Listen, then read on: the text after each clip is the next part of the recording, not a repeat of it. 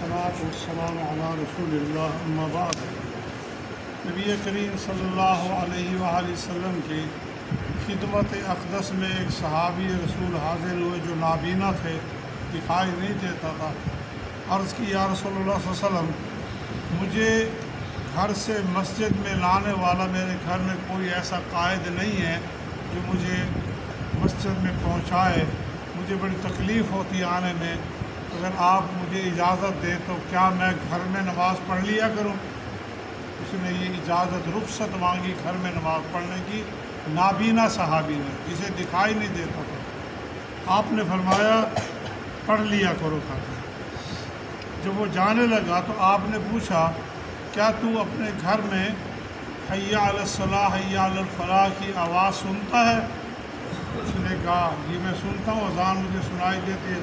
آپ نے فرمایا اگر یہ آواز تو سنتا ہے تو پھر تو مسجد میں آیا کر، جس طرح بھی مسجد میں آیا کر۔ نابینا شخص جس کی بینائی نہیں ہے جو اجازت مانگ رہا، آپ نے فرمایا اگر تو اذان سنتا ہے پھر تیرے لیے مسجد میں آنا ضروری ہے، مسجد میں ہی نماز پڑھنی ہے تو نے۔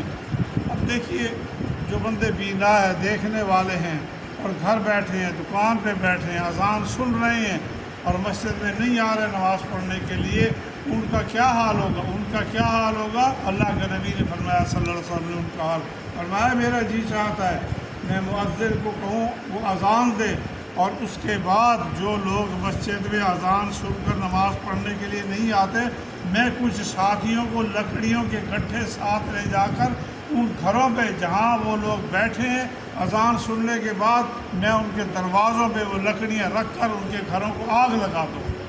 یہ سزا ہے ان لوگوں کی جو اذان سننے کے بعد بھی مسجد میں نہیں آتے اور گھر بیٹھے رہتے ہیں۔ تو آپ نے فرمایا میں ایسا اس لیے نہیں کرتا کہ گھر میں خواتین ہیں، بچی ہیں جن کا مسجد میں آنا ضروری نہیں ہے، ان کی وجہ سے میں یہ کام نہیں کرتا۔ اس سے آپ اندازہ کریں کہ اذان سن کر مسجد میں نہ آنا کتنا بڑا گناہ ہے، اور ذرا سی بندہ سستی کرتا چلو جی دیر ہو گئی، جماعت تو ہوگی، ادھر ہی اٹھا وضو کیا، گھر میں بیٹھ کے نماز پڑھ لی۔ نماز قبول نہیں ہوتی بغیر شرعی عذر کے۔ شرعی عذر وہی ہے نیند آ گئی، بھول گیا، موسم خراب ہے، خوف ہے، گھر سے باہر نکلنے میں جان کو ڈر ہے، تو ایسی کوئی صورت تو گھر میں پڑھ سکتا ہے۔ یہ بیماری کی ایسی کیفیت ہے کہ نہیں چل سکتا، بغیر شرعی عذر کے نماز نہیں، گھر میں نماز نہیں ہوتی کسی کی بھی۔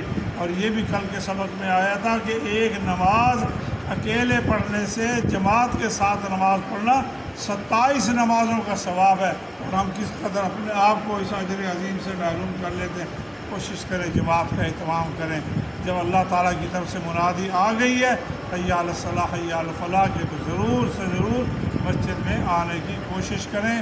جمعہ کا دن ہے، سید الایام ہے، اللہ کے نبی نے خاص وظیفے بتلائے، فرمایا اس دن سورہ کاف کی تلاوت کیا کرو، غسل کیا کرو، اچھے کپڑے پہن کے، میسر خوشبو لگا کر، مسواک کر کے، اور مسجد میں جلدی آنے کی کوشش کرو۔ یہ ہمارے اندر بڑی سستی اور کمی ہے کہ خطبہ آدھا ہو گیا پھر گھر سے نکلتے ہیں، بڑا اللہ تعالیٰ پہ احسان تھوپنے کے لیے نعوذ باللہ ایسے آتے ہیں، پتہ نہیں کیا کرنے جا رہے ہیں۔ اللہ کے بندو پہلے آیا کرو، امام سے پہلے مسجد میں آیا کرو، تاکہ اجر ثواب جو ہے مکمل مل جائے، اور خاموشی سے خطبہ سنو، اس کے بڑے فائدے اللہ کے نبی نے بتلائے ہیں۔